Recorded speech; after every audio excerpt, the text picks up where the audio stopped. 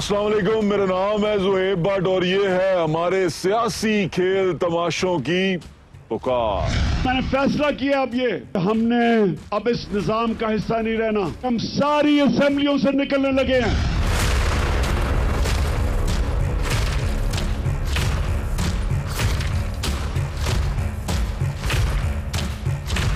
आज के दिन आपने सोचा होगा यार ये हमें लेके पंजाब असेंबली जाएगा, इसको चाहिए कि सियासत में बात करे, इसको चाहिए कि ये पंजाब असेंबली के सामने खड़ा होकर बात करे। और मैं यहाँ एक प्ले ग्राउंड के अंदर मौजूद हूँ। असल में हकीकत यही है, ये सारा खेल तमाशा ये प्ले ग्राउंड ही है। सियासत को देख के ऐसा लगता है कि यार छोटे बच्चे आपस में लड़ रहे हैं। इस तरह तो बच्चे भी शायद ना लड़ते हो कि नहीं मैं नहीं खेल रहा, तू मेरा गलत कीता है, गलत हो गया, ऐ ते रूल है ही नहीं सी, ऐ ते असी करते ही नहीं सी, इस तरह से कभी होया ही नहीं सी। और ये तमाम चीजें हम सुनते सुनते बड़े हो गए और बड़े होके भी हम यही तमाशों में पड़े हुए हैं, यानी कि ना खेडांगे ना खेडन देंगे। लेकिन इन तमाम खेल तमाशों के अंदर जो सबसे ज्यादा नुकसान हो रहा है, जो सबसे ज्यादा तकलीफ हो रही है, वो पाकिस्तान को हो रही है, वो पाकिस्तान के अवाम को हो रही है। वो यहाँ रहने वाले बसने वाले 22 करोड़ लोगों को तकलीफ हो रही है। उनके दिल पे, उनकी जान पे छुरियां चल रही हैं। कैसे चल रही हैं आइए आपको दिखाता हूं। एक बेयकीनी की सूरत हाल है, जैसे इस प्लेग्राउंड में होती है कि मैं सीढ़ियां चढ़ा तो कहीं गिर ना जाऊं, चोट ना लग जाए, पता नहीं क्या हो ना जाए। तो मेरे ख्याल से चोट लगेगी तो पता चलेगा खेल कैसा था। चोट लग रही है, बहुत सारे लोगों को लग रही है, बहुत सारे प्लेयर्स को लग रही है, लेकिन कुछ जो प्लेयर्स थे वो प्ले में आते ही, यानी गेम में आते ही अपनी तमाम खिलाड़ी पुनः भूल गए हैं, यानी कि स्पोर्ट्समैनशिप भुला बैठे हैं और उनको पता नहीं चल रहा कि खेल खेलते कैसे हैं। वो यही है कि मैं ना मानूं भाई, मैं ना मानूं। अभी सूरत हाल ये है कि इमरान खान साहब कहते हैं असेंबलियां तोड़ दो, गिरा दो सब कुछ। और क्यों तोड़ दो, क्यों ऐसा कर दो, ये जानना बड़ा अहम जरूरी है। वो ऐसा चाहते क्यों है, जरा थोड़ा सा गौर करें। पंजाब में हुकूमत किसकी है? इमरान खान साहब की।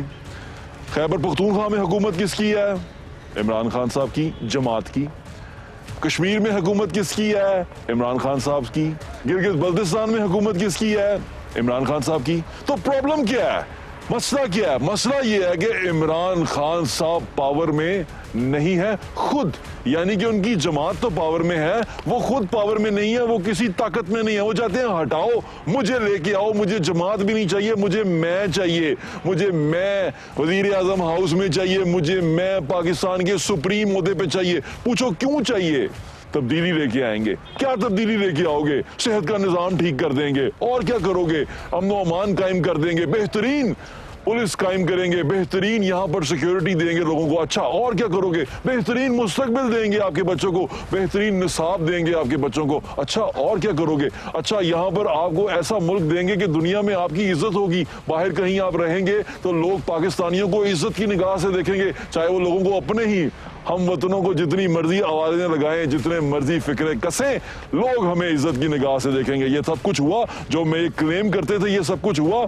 इसका जवाब आप जरूर खुद से पूछें कि क्या ये सब कुछ हुआ जो ये क्लेम करते थे? क्योंकि 3.5 साल, पौने 4 साल इमरान खान साहब पाकिस्तान के प्राइम मिनिस्टर रहे हैं और इन पौने 4 साल, 3.5 साल जितना भी टाइम है, इसके अंदर इमरान खान साहब हमेशा ये कहते पाए गए मैं तो सीख रहा सी, मैंने तो पता ही नहीं चलिया होया कि। मैंने जितना इन 2 सालों में सीखा है, मुझे तो आइडिया नहीं था कि गवर्नमेंट क्या होती है। मैंने तो पता ही नहीं होया कि वो, मुझे तो आज पता चला है कि प्राइम मिनिस्टर कैसे बनते हैं और प्राइम मिनिस्टर होता क्या। कई दफा तो ये भी कहते पाए गए कि मेरी बेगम साहिबा बुशरा बीबी, वो भी ये मुझे बताती हैं कि जनाब तुसी प्राइम मिनिस्टर हो, आगे बढ़ के काम करो। कुछ जुल्म टीवी पे देखता हूँ, गुस्सा चढ़ता है, तो बुशरा बेगम साथ होती है, मैं कहता हूँ देखो ये कितना बड़ा जुल्म हो रहा है, तो वो कहती है आप प्राइम मिनिस्टर हैं। मुझे अभी तक बताना पड़ता है कि मैं प्राइम मिनिस्टर हूँ।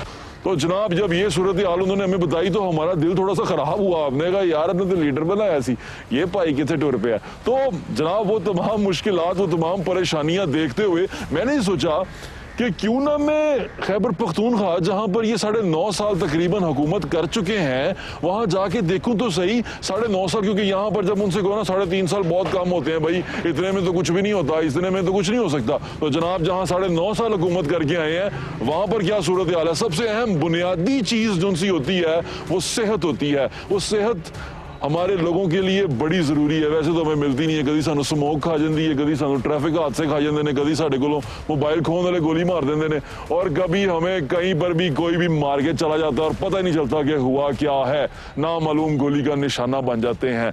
और ये तमाम चीजों के बाद जो सबसे अहम मसला पाकिस्तानियों का है वो अमनो अमान है। बिजनेस, सिक्योरिटी, रोटी, ये बात की बातें हैं। जो सबसे अहम चीज है वो सिक्योरिटी है। सिक्योरिटी यानी अमनो अमान है। खैबर पख्तूनख्वा के अंदर अमनो अमान की क्या सूरत हाल है? खैबर पख्तूनख्वा में हमारे ब्यूरो चीफ हैं तारिक आफाक साहब, बड़े अरसे से रिपोर्टिंग कर रहे हैं। खैबर पख्तूनख्वा में तब्दीली सरकार क्या कर सकी है और तब्दीली सरकार ने कितना एक सिक्योर किया है उस सूबे को, क्या खेल तमाशे जारी हैं वहां पे, जरा जाके तारिक आफाक साहब से पूछते हैं। तारिक आफाक साहब हमारे साथ मौजूद हैं, हमारे ब्यूरो चीफ हैं पेशावर से और खैबर पख्तूनख्वा पे बड़ी गहरी नजर रखते हैं, उनसे बात करते हैं। तारिक भाई, हमें तो यहाँ पर तब्दीली वाला भूत हमारे सर पे चढ़ के नाच रहा है बड़ी जोर जोर से, लेकिन मैं ये जानना चाह रहा था, अपने सुनने वालों को भी दिखाना चाह रहा था कि तब्दीली एक सूबे में 9 साढ़े 9 साल गुजार चुकी है, तो कितनी तब्दीली आई। खैबर पख्तूनख्वा को आप देखते रहे हैं, तब्दीली से पहले भी रिपोर्ट करते रहे हैं, तो अभी जो खैबर पख्तूनख्वा है 9.5 साल तब्दीली बर्दाश्त करने के बाद कैसा है? देखें, जो तब्दीली वाला जिन जिसकी आपने तस्करा किया, वही तब्दीली वाला जिन हमें 10 साल से जो ना खैबर पख्तूनख्वा में नचवा रहा है। तो यहाँ तो हम 10 साल से जो ना तब्दीली सरकार के ज़ेरे साया हमें हर किस्म की सहूलत मिली हुई है। हमारे नहरों में जो ना आजकल पानी की बजाय वहाँ पे दूध बह रहा है, वहाँ पे शहद है, वहाँ पे जो ना हर किस्म के आसाइशें आपको यहाँ पे मुयसर हैं। सूरत हाल ऐसी है कि 10 साल हुकूमत के बावजूद भी यहाँ पे आपको 2 बड़े प्रोजेक्ट के अलावा कोई बड़ा मनसूबा नजर नहीं आएगा। एक BRT, कौन से हैं वो 2 बड़े प्रोजेक्ट? जो ना बहुत ज्यादा इल्जामात हैं, और दूसरा जो ना स्वात एक्सप्रेसवे। इसके बाद फिर आपने ये देखा है कि जिस शोबे में भी उन्होंने तब्दीली का तजुर्बा किया है वो नाकामी से 2 चार हुआ। सेहत का शोबा आपने देख लिया कि सेहत के शोबे में जब इन्होंने सेहत इस्लाहात के नाम पे तजुर्बा किया, आज वहाँ पे देखे डॉक्टर रो रहे हैं, वहाँ पे मरीजों को इलाज नहीं मिल रहा है, वहाँ पे मरीजों से पैसे बटोरे जा रहे हैं, वहाँ पे आपकी फीसें बढ़ गई हैं, वहाँ पे। अच्छा तारिक भाई, मैं आपको कहता कलामी माफ, मैं आपसे एक सवाल पूछना चाहता हूँ। मुझे ये बताएं कि अभी यहाँ पंजाब में भी जो लोग हैं वो उनमें अंदर तशवीश इस बात की है कि खैबर पख्तूनख्वा के अंदर अमन व अमान की सूरत हाल बड़ी अबतर होती जा रही है। क्या मसला होता जा रहा है वहाँ पर? क्यों? क्योंकि खैबर पख्तूनख्वा की जो पुलिस है वो तो मिसाली पुलिस करार दी गई थी, उसको कहा गया था कि इससे बेहतरीन पुलिस तो हो ही नहीं सकती। देखें, आप मिसाली पुलिस की कारकर्दगी भी देख लें, और इससे पहले जब गैर मिसाली पुलिस थी, जिस वक्त सूबा जो है ना वो दहशतगर्दी की आग में जल रहा था और दहशतगर्दी यहाँ पे बिल्कुल उरूज पे थी, उस वक्त भी आपने देखे कि हमारे जवान जो है वो फ्रंट लाइन पे जाके वो लड़ते थे, मुकाबला करते थे। आज आप देख लें तो हर जगह पे मिसाली पुलिस पे हमले हो रहे हैं, और इस मिसाली पुलिस के अंदर इतनी सख्त नहीं है, इतनी इस्तेदाद नहीं है कि वो उन हमलों का जवाब दे सकें। मुझे आप बात कर रहे हैं ना, तो मुझे वो सिफत गयूर शहीद याद आ गए कि वो भी खैबर पख्तूनख्वा पुलिस से थे और उस जवान ने जामे शहादत नोश की, और कितना बहादुर इंसान था वो। खैबर पख्तूनख्वा की पुलिस जब उस वक्त वो गैर मिसाली थी, तो उस वक्त की कुर्बानियों की दास्तान देख लें। इस वक्त आप देखें तो वो दिफाई पोजीशन पे हैं और उन पे हमले हो रहे हैं। जी बिल्कुल। देख लिया था कि बनू में CTD की जो जेल थी, वहाँ पे कैद जो दहशतगर्द थे, उन लोगों ने वहाँ पे मौजूद एहलकारों से असलहा छीन के उनको यरगमाल बनाया, और 3 दिन तक जो है ये ड्रामा चलता रहा।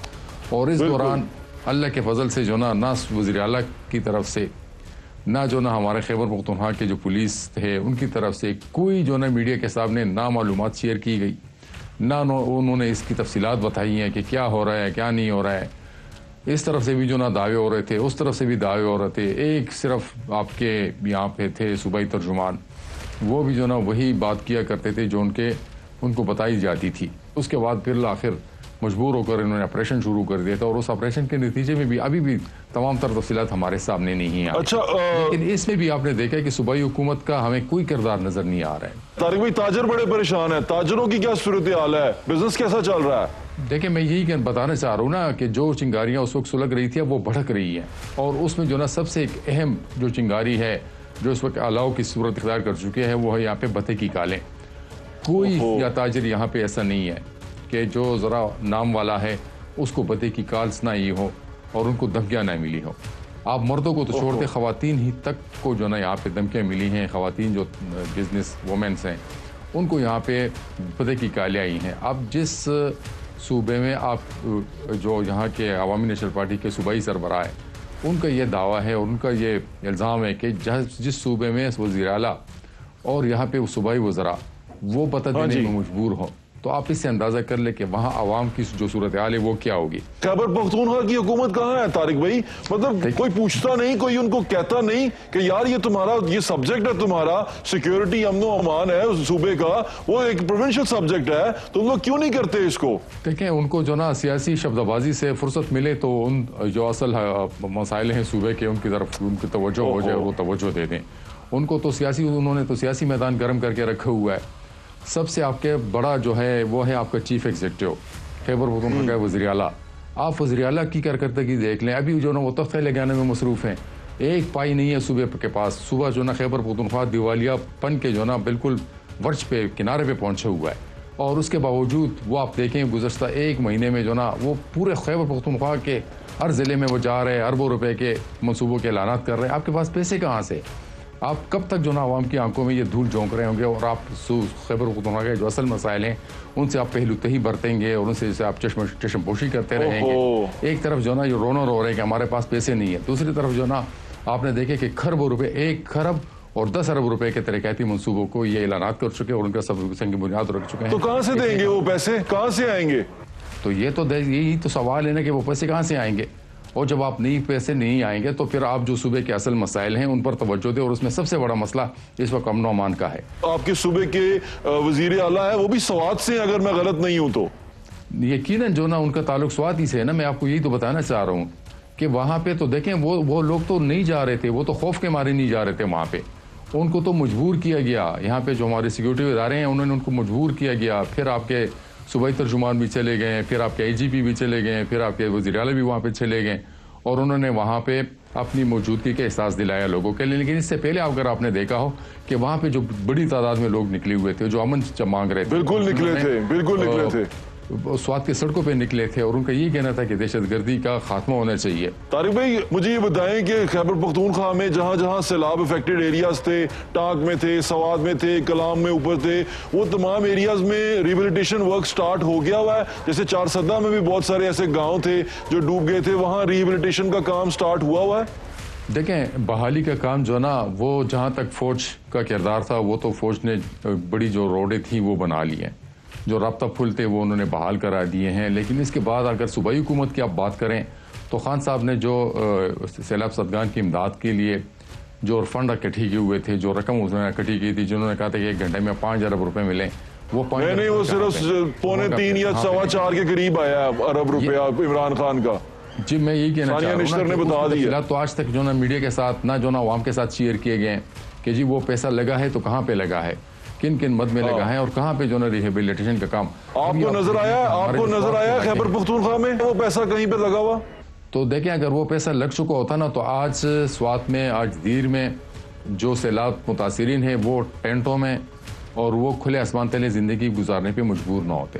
तारिक भाई मैं आपके इस दुख में बराबर का शरीक हूँ और मैं दुआ करता हूँ कि अल्लाह ताला जल्द अज जल्द हमारे हालात बदले और हमारे हाल पे रहम करे। अपना ख्याल रखें तारिक भाई, बहुत बहुत शुक्रिया आपके वक्त का। किसी को अभी समझ ही नहीं आ रही। जितना दिन हम आपको दिखा रहे हैं कि जिन सूबों में इमरान खान साहब नहीं पाकिस्तान तहरीक इंसाफ की हुकूमत है वो सूबे कैसे चल रहे हैं, वहाँ पर सेहत के क्या सहूलियात मैसर हैं लोगों को, वहाँ अमन अमान की क्या सूरत हाल है। सबसे पहले खैबर पख्तूनख्वा की बात हमने की। अभी मैं आपको मिलवाता हूँ YDA यानी यंग डॉक्टर एसोसिएशन के जो फाउंडर हैं आतिफ चौधरी साहब और डॉक्टर सलमान साहब हमारे साथ मौजूद हैं, उनसे बात करते हैं। अस्सलाम वालेकुम डॉक्टर साहब। अस्सलाम वालेकुम डॉक्टर साहब। वालेकुम सलाम। कैसे हैं डॉक्टर साहब? डॉक्टर साहब एक चीज़ तो बताएं। हाँ जी। क्या ये तुसी पार्टी कर रहे थे झूले लागे तो असम्बली सामने होना चाहिए सी। असम्बली डॉक्टर साहब वहाँ पर मिलते हैं झूले अच्छा जो नजर नहीं आते। मैंने कहा लोगों को असलियत दिखाएं, हकीकत दिखानी चाहिए। हमारे पास है क्या टोटल हकीकत? वो झूले जो हम 5 साल से डॉक्टरों को मिल रहे हैं वही झूले हम ले रहे हैं। डॉक्टर साहब एक बात बताएं, ये आप ही लोग थे ना जिन्होंने वो पर्चियां लिख के देते होते थे कि दवाई 2 टाइम खाएं और वोट बल्ले को दें?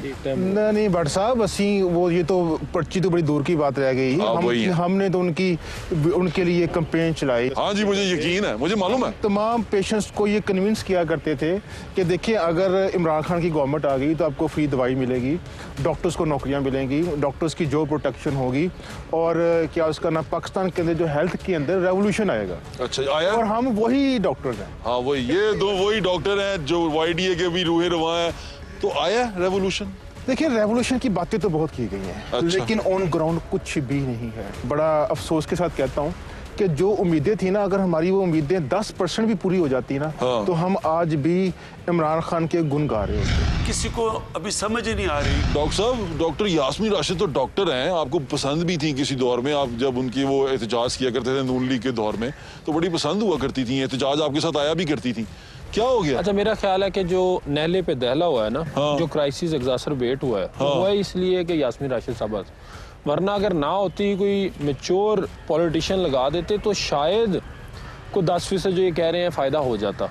असल में एक तो सेंट्रल नाहली चल ही रही थी, हाँ। ऊपर सुपर एडिट जो इफेक्ट है वो माशाल्लाह जो है ना, वो इनकी वजह से। क्यों इनकम्पिटेंसी क्यों आ गई? मुझे समझ नहीं आ रही, क्योंकि एक डॉक्टर हैं, अच्छी डॉक्टर हैं, लाहौर की मशहूर डॉक्टर हैं, क्या हो गया एकदम? नो क्या डाउट चीज़ एक है? अच्छी डॉक्टर भी हैं और शायद अच्छी टीचर भी होंगी, लेकिन ना जो बेजा गैर जरूरी जिद है ना, उससे मामला खराब हो। ओहो, अपने लीडर में चली गई हैं। वो जो बंदा ये समझना शुरू कर दे जो मैं कह रहा हूँ वही ठीक है, क्योंकि आपको पता है कि मारूजी हालात तब्दील होते रहते हैं। बिल्कुल ठीक है। जिस दौर में इन्होंने पॉलिटिक्स की है, हो सकता अच्छी की हो, डॉक्टर्स की सियासत भी करती रही हैं, और परवेज लाई साहब भी बार बार कहते हैं कि ये हड़ताल करने आती थी और मेरे पास चाय पी के चली जाती थी।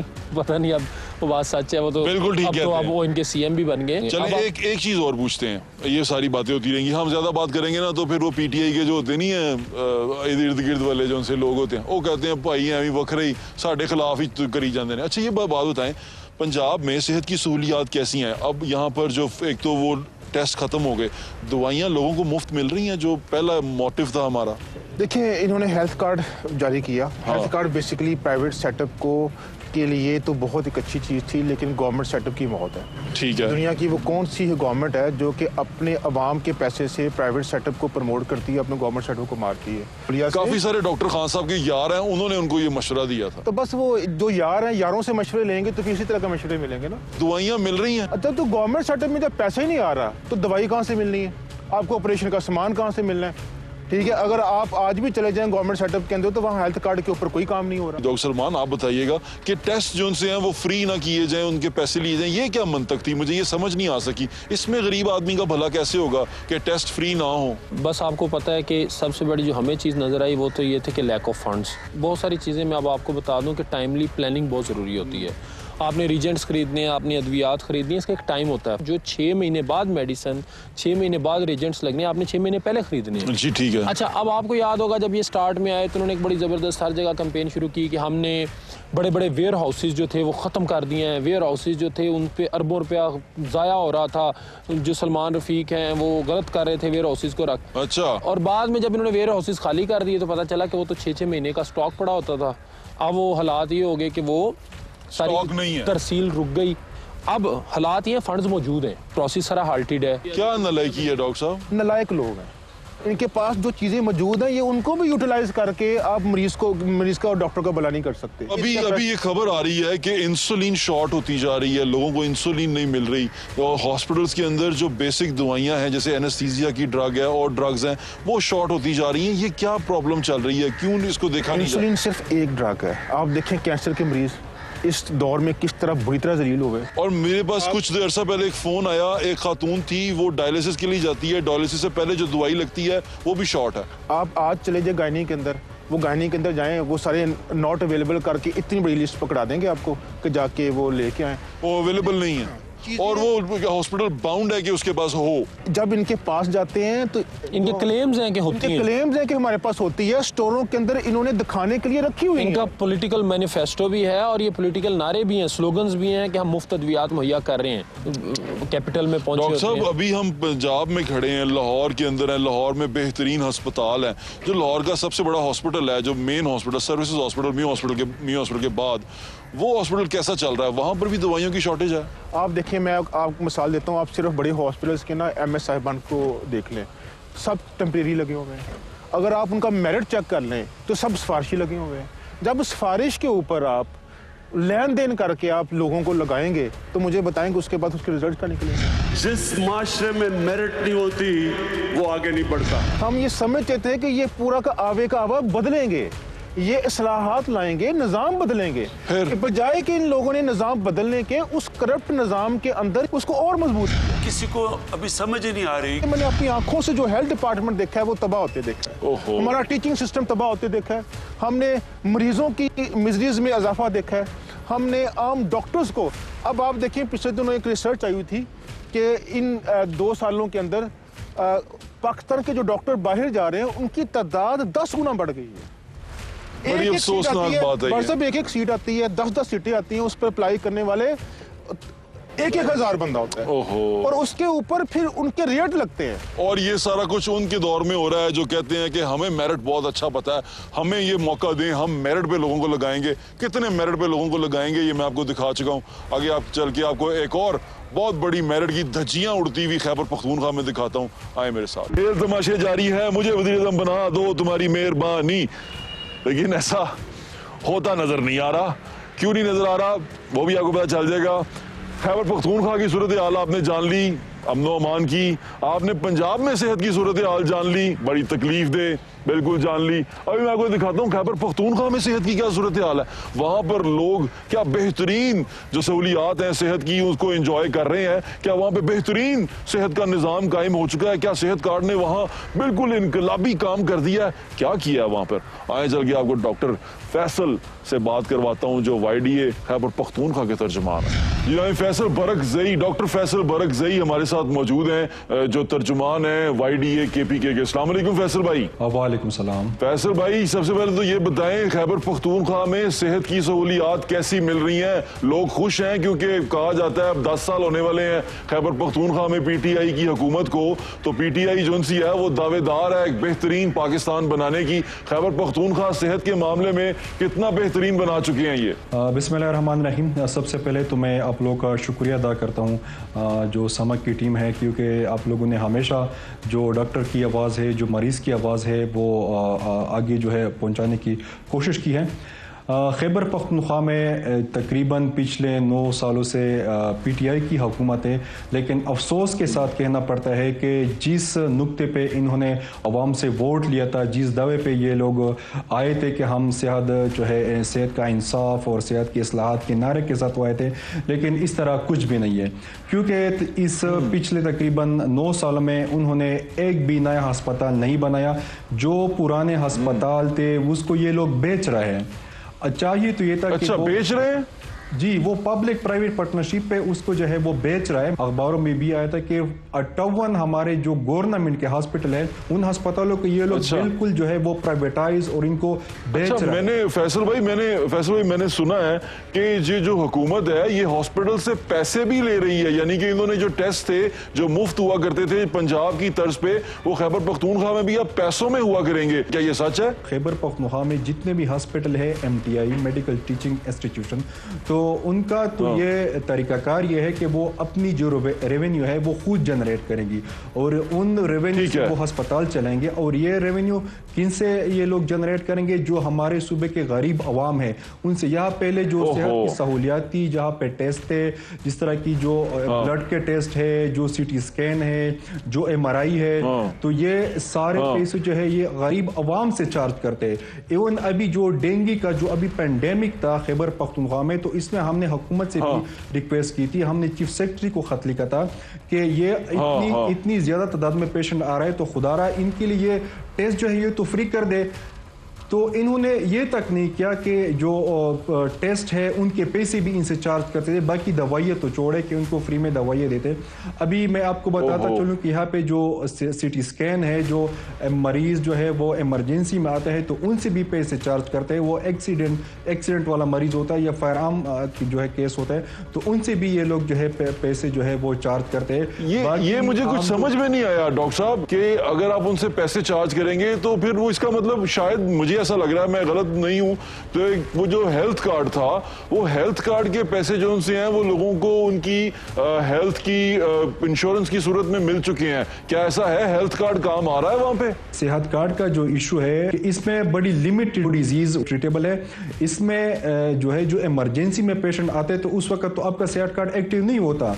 तो जो पेशेंट एडमिट हो जाता है तो उसमें जो है उसके बाद उसका इलाज उस पर स्टार्ट हो जाता है। एक तो मैं आपको एक दूसरा नुक्ता बता दूं कि सेहत कार्ड में इस हुकूमत ने जितने घपले किए हैं, इसमें जितनी करप्शन हुई है, इसमें जितने 2 नंबर की दवाइयाँ जो है वो दी जा रही है। हमने हेल्थ मिनिस्टर साहब को, हमारे जो सेक्रेटरी है, इन सब बाकायदा हमने ये सारी डिटेल जो है वो प्रोवाइड की थी। मुझे ये बताएं कि यहाँ पर दवाइयों की सूरत हाल क्या है? क्या मुफ्त अद्वियात मिल रही हैं खैबर पख्तूनख्वा में? किसी भी मरीज को, जब मरीज जो है वो इमरजेंसी में आता है, खासकर जो हमारे जो ऑपरेशन के मरीज होते हैं, तो उसको हम सब की सब दवाइयाँ जो है वो बाहर से लिख के जो है पर्ची पे उनको वो बाहर से, बाजार से, मार्केट से लेके आते हैं कि बहुत कम। क्या कह रहे हैं ये आप डॉक्टर साहब? मैं मुझे दोबारा बताएं, आप कह रहे हैं कि आप जो दवाइयाँ मरीज को वहाँ हॉस्पिटल में मिलनी चाहिए, वो इमरजेंसी में मिलनी चाहिए, वो बाजार से लिख के देते हैं, आप उसको ऐसा क्यों करते हैं? एग्जैक्टली इसमें जितने भी हमारे पास जो सर्जरी के खासकर जो मरीज आते हैं, जो इमरजेंसी में आती है, जिसको इमरजेंसी में सर्जरी की ज़रूरत होती है, तो वो दवाइयाँ अस्पताल में नहीं मिलती, वो उनको हम लिख के वो बाहर से, बाजार से जो है वो लेके आ जाते हैं।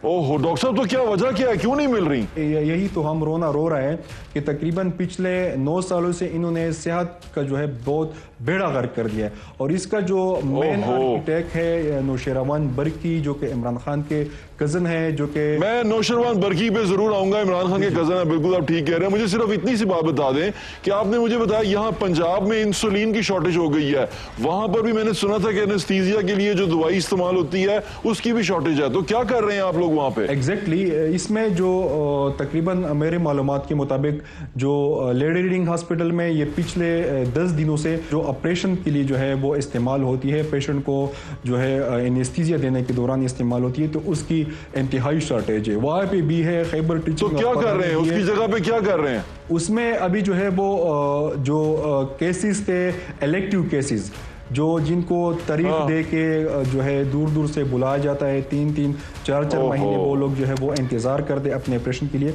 तो उनकी तकरीबन ज़्यादातर लिस्ट जो थी वो पोस्टपोन की गई थी। और इमरजेंसी के लिए मेरे ख्याल में उन्होंने कुछ मेडिसिन रखी हुई है। चले मुझे ये बताएं, अभी इमरान खान साहब जो उनसे हैं वो ये इस बात के बड़े अलंबरदार हैं कि मेरिट पे चीज होनी चाहिए, क्योंकि इमरान खान साहब खुद को क्लेम करते हैं कि मैंने हमेशा मेरिट पे काम किया है। वो मेरिट हमें बुजदार साहब की सूरत में मिला, महमूद खान साहब की सूरत में मिला, वो मेरिट हमें एक और बड़ी शख्सियत यानी नौशेरवान बरकी की सूरत में मिला। मैं नौशेरवान बरकी का तारुफ नहीं करवाना चाहता, जरा आप नौशेरवान बरकी का तारुफ करवा दें मेरे सुनने वालों के लिए कि नौशेरवान बरकी कौन है और खैबर पख्तूनख्वा के सेहत के महकमे में उनका क्या किरदार है। नौशेरवान बरकी जो है ये अमेरिकन नेशनल है, सिटीजन है, जो इमरान खान के कज़न है और इसके बहुत करीबी है। और इसके करीबी है कि ये उनके लिए शौकत खान अस्पताल जो है वो चलाते हैं और उनके जितना भी भाग दौड़ है वो इनके हाथ में है। तकरीबन पिछले 9 सालों से ये जो है सारे, बल्कि खैबर पख्तूनख्वा के सारे हेल्थ सिस्टम को इन्होंने यरगमाल बनाया हुआ है। ये अमेरिका में होते हैं, इनके सारी फैमिली जो है वो अमेरिका में होती है। ये 3-4 महीने के बाद एक विजिट करते हैं और यहाँ पे जितने भी, खासकर हमारे जो हेल्थ मिनिस्टर है, हम तो बार बार ये मीडिया पे भी ये रिक्वेस्ट करते हैं कि खुदारा हमारे हेल्थ मिनिस्टर को बेख्तियार बनाया जाए। हमारे सीएम तैमूर जगड़ा की बात कर रहे हैं आप? तैमूर जगड़ा साहब जी बिल्कुल। हम जब भी उसके सामने कोई मसला लेके जाते हैं तो वो कहता है कि ये तो मैं बरकी के सामने ये नहीं कर सकता। हमने पूरा मेरिट के ऊपर सिलेक्शन किया है। वहाँ पे जो लोग इन्होंने बिठाए हुए हैं, इससे पहले जो एलआरएच का जो हॉस्पिटल डायरेक्टर था, उसके कोरोना के दिनों में उस पर तकरीबन 10 अरब का इस तरह का करप्शन का इल्जाम लगा हुआ था। बाकायदा इंक्वायरी से वो प्रूव हो गया था दवाइयों का। और ये एक रिपोर्ट में भी आया था, एक स्क्रूटनी रिपोर्ट में भी आया था, इन्वेस्टिगेशन रिपोर्ट में भी आया था कि 3 अरब से ज्यादा की अमाउंट जो सी है वो घपले में है लेडी रीडिंग हॉस्पिटल में। एग्जैक्टली उस पर बाकायदा इंक्वायरी हुई थी। लेकिन इसकी हुकूमत का मैं आपको बताता चलूं कि फिर उस बंदे को उन्होंने यहां से उठा के जो है पीम्स अस्पताल का हॉस्पिटल डायरेक्टर लगा दिया। ये तो इनकी हुकूमत का वो है कि या तो अपने जो है अगर आप जो है इनके करप्शन का साथ देते हैं, अगर आप इनकी जो है हाँ में हाँ मिलाते, तो ये आपको जो है उससे हाई पोजीशन पे लेके जाते हैं। अभी मैं आपको रिसेंटली बता दूं कि जो लेडी रीडिंग अस्पताल में तारिक बरकी है, वहाँ के जो एसोसिएट हॉस्पिटल डायरेक्टर है, तो उसके खिलाफ बाकायदा हॉस्पिटल में इंक्वायरी हुई है, ठीक है, कि वहाँ पे उन्होंने जो ओटी टेबल्स है और जो यूपीएस है उसकी परचेज में जो है उन्होंने गफले किए थे। तो जब वो आवाज़ हमने उठाई मीडिया पे, सोशल मीडिया पे, प्रेस कॉन्फ्रेंस पे, तो उस बंदे ने जो है हमें इंतकाम का निशाना बनाया। हमारे जो प्रेसिडेंट है उसमें मैं बजाते खुद हमारे एक दूसरे डॉक्टर है, तो उसके खिलाफ उन्होंने एक लीगल वो भिजवा दी नोटिस कि आप लोगों ने मुझे डिफेम किया है। आपने उनको बताया नहीं कि ये आवाज उठाने की ताकत तो हमें इमरान खान ने दी? उसने कहा कि लोगों के खिलाफ, ताकतवर के खिलाफ आवाज उठाओ। हम इमरान खान से ये पूछना चाहते थे कि आपका जो नारा था कि हम जो है मेरिट पे हम काम करेंगे, करप्शन को के खिलाफ हम जिहाद करेंगे, हम हर जलसे में आए रोज ये जो है बयान करते आ रहा है कि मैं इन करप्ट लोगों को नहीं छोड़ूंगा, लेकिन जब यही बात नहीं डॉक्टर साहब, ये डॉक्टर आप ही लोग थे ना जो दवाई की पर्चियों में भी लिख के देते थे कि तब्दीली को वोट दें, डॉक्टर से लिख के देते थे। बिल्कुल, तो तब्दीली का भूत उतर गया आपका। तो यही तो हम रो रहे हैं ना कि हमने इनको इतना सपोर्ट किया। खैबर पख्तूनख्वा में हमारी जितनी भी डॉक्टर कम्युनिटी थी उन सब ने, मतलब हम पर्चों पे लिख देते थे कि 2 टाइम की दवाई लेनी है और अपने वोट जो है वो बेड को देना है। पश्तो में क्या कहते हैं उसको? सुबाड़े चौकम सुबाड़े पमुंग बंदे मात को, तो इस सुबाड़ा हम इसको कहते हैं, बेड को कहते हैं कि इस बेड के लिए हमने जो जद्दोजहद की थी, जो इनके लिए हमने वोट दिया था, तो वो बिल्कुल अपोजिट हो गए। डॉक्टर साहब, मैंने तो सुना है आप यंग डॉक्टर्स को तो मारा भी उन्होंने इस तरह था जैसे वो किसी दहशतगर्दों को मारते हैं, और आपको बन्नू जेल में भी डाल दिया था। बिल्कुल, मर्दान जेल में डाला था, और हमें जो जहाँ पे दहशतगर्दों का सेल है तो उनके साथ वहाँ पे डाला था। डॉक्टर साहब, अभी क्या सूरत हाल है? अभी आप किस कर्ब में मुब्तला है? क्या सिचुएशन है जो आप बता रहे थे? वाईडीए को क्या प्रॉब्लम फेस कर रही है वहाँ पे? अभी भी तो यही मसले है, क्योंकि हम बार बार ये जो है रिक्वेस्ट करते हैं कि हमारे जो हेल्थ मिनिस्टर है वो बेख्तियार नहीं है, क्योंकि हम तकरीबन 2 महीनों से, जब हमारे यंग डॉक्टर जो रीडिंग के सदर हैं उन्हें जब इसके खिलाफ आवाज़ उठाई, इनकी करप्शन के खिलाफ, और वो सोशल मीडिया पे आ गए, वो मीडिया पे बैठ गए, तो उनको वहाँ से टर्मिनेट किया गया। हमारे जो दूसरे डॉक्टर अयाज है, वाईडीए केपी के चेयरमैन है, उन्होंने जब इनकी नेपोटिज्म और इनकी जो भर्तियाँ है आउट ऑफ द मेरिट, वहाँ पे अपने बंदों को, IDF के बंदों को वो उधर लेके आए थे, जब उनके खिलाफ उन्होंने आवाज़ बुलंद की तो उसको वहाँ पे टर्मिनेट किया गया। आखिर में आपको लोग सुन रहे हैं, देख रहे हैं, आप खैबर पख्तूनख्वा से हैं, आप उस सूबे से हैं जहां पर हमारे जो अभी के मुबैना मसीहा जो खुद को क्लेम करते हैं, वो क्या वहां पर तकरीबन 9 साढ़े 9 साल हुकूमत कर चुके हैं। वहां पर सेहत की क्या सहूलियात मैसर है, जरा जाते जाते अपने सुनने वालों को बताते जाएं, ताकि मेरे ख्याल से काफी लोगों की रहनुमाई का काम करेगा फ्यूचर में। बिल्कुल, मैंने जो पहले भी बता दी कि खैबर पख्तूनख्वा में जो सेहत का महकमा है वो बिल्कुल इन्होंने पैरालाइज किया हुआ है, क्योंकि यहाँ पे हमारे जो हेल्थ मिनिस्टर है वो सिर्फ फेसबुक और ट्विटर पे एक्टिव होते, लेकिन ग्राउंड पे जो है वो नज़र नहीं आते, क्योंकि वो बाख्तियार नहीं है। हम बार बार इनसे ये रिक्वेस्ट करते रहे कि खुदारा हमारे हेल्थ मिनिस्टर को जो है वो बाख्तियार बनाया जाए, और इख्तियार जो उनसा है वो इमरान खान साहब के कजन नौशरवान बरकी के पास है। बहुत बहुत शुक्रिया आपका डॉक्टर फैसल साहब। सारे के सारे हमारे पाकिस्तान तहरीक इंसाफ के हुकूमती अरकान जो उनसे हैं वो इमरान खान साहब को हुकूमत में लाने की भरपूर कोशिश कर रहे हैं। उसके लिए वो अपनी हुकूमत छोड़ने को तैयार हैं और पता नहीं क्या कुछ करना चाहते हैं, लेकिन जो सूबों में दूसरे लोगों की हुकूमत है, उनकी छोटी सी एग्जांपल देता हूँ। पिछले दिनों मैंने गम्बट का अस्पताल किया। गम्बट जिला खैरपुर की एक छोटी सी तहसील है, उसके अंदर लिवर ट्रांसप्लांट होता है। पंजाब में PKLI नाम के नाम से इतना बड़ा हॉस्पिटल है जो लिवर ट्रांसप्लांट, लिवर और किडनी ट्रांसप्लांट के लिए बनाया गया। बेचारा इतना इफेक्टिव नहीं है जितना गम्बट वाला इफेक्टिव है। 700 से ज्यादा कर चुके हैं, 700 का केक काटा उन्होंने। डॉक्टर साहब वहां मौजूद थे, डॉक्टर साहब से जरा जाके सुने तो सही कि खैबर वो उधर सिंध में, काश खैबर पख्तूनख्वा में भी हो, लेकिन सिंध के अंदर तहसील उनकी खैरपुर के अंदर उसका एक छोटा सा इलाका है गम्बट के अंदर क्या हो रहा है जरा जाके चेक करें, ताड़ियां भी अक्खां खोल जाना।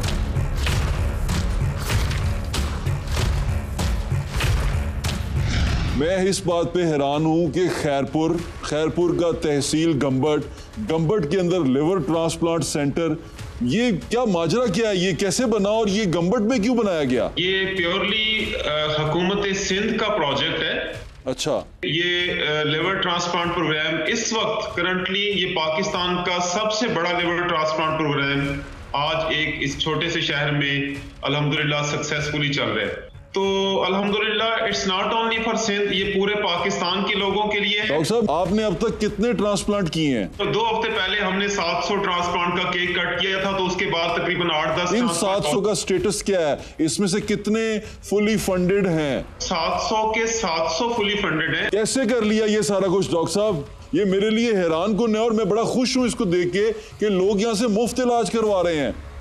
जी बिल्कुल, अल्लाह का शुक्र है, अल्हम्दुलिल्लाह। किसी को अभी समझ ही नहीं आ रही। ओ कप्तान हमको झूलाओ ना झूला रे। ओहो सॉरी, मैं माजरत ख्वाह हूँ रहीम शाह साहब से, मैंने उनके गाने का पता नहीं क्या कर दिया। लेकिन झूले झुलाए जा रहे हैं और झूलों पे झूले दिए जा रहे हैं। कभी मैं ये कर दूंगा, कभी मैं वो कर दूंगा। मैं बड़ा परेशान होता हूँ। मुझे ऐसा लगता है कि क्या कर देंगे, किस तरह कर देंगे। अभी एक साहूकार कह दिया मैंने, पता नहीं बड़े तजियाकार साइंसदान हमने बाहर से मंगवाया कि जो है वो डूबती हुई मईशत को संभाल लेंगे। ये देखिए सांभी तो नहीं गई, पता नहीं देखो होंदा आगे की होंदा है। तो इमरान खान साहब क्या करेंगे? क्योंकि ये इमरान खान साहब तो वो हैं जिन्होंने पहले ही कुछ अरसे में असद उमर को कहा कि भाई तेरे को नहीं सांभे जाना, साइड पे आ जा। फिर हमने हफीज शेख साहब को बुलाया, लोगों ने बड़ी बातें की। उन्होंने कहा ओए तुमने तो वो मुशर्रफ साहब के लोगों को बुलाना शुरू कर दिया। मैंने कहा कोई बात नहीं, ये संभालेगा हमारी मईशत। हफीज शेख साहब यहाँ पर काम करते रहे, उन्होंने को भी नहीं सांभी गई। उसके बाद हमने एक और बंदा बुलाया, हमने शौकत तरीन साहब को लगाया। लोगों ने कहा यार बस ये तो सब मुशर्रफ साहब की बाकी आते हैं। हमने कहा कोई बात नहीं, जो मईशत संभालेगा हमारे सार आंखों पर, उससे भी मईशत नहीं संभली। उसके बाद हमने फिर हुकूमत ही छोड़ दी, हमसे हुकूमत ले ली गई और फिर अभी तक हम उसी में चीखो पुकार कर रहे हैं कि पाजी हुकूमत वापस दियो, मैं साम लागा। मैं सोचता हूँ कैसे साम लेंगे? मतलब अगर उन लोगों से नहीं संभल सकी, इन लोगों से नहीं संभल सकी, इमरान खान साहब क्या करेंगे? लेकिन मुझे पता है वो क्या करेंगे। मुझे ऐसा लगता है कि कहीं इमरान खान साहब आते ही ये कहेंगे और जो उनके हमायती हैं वो मेरे से इत्तफाक करेंगे।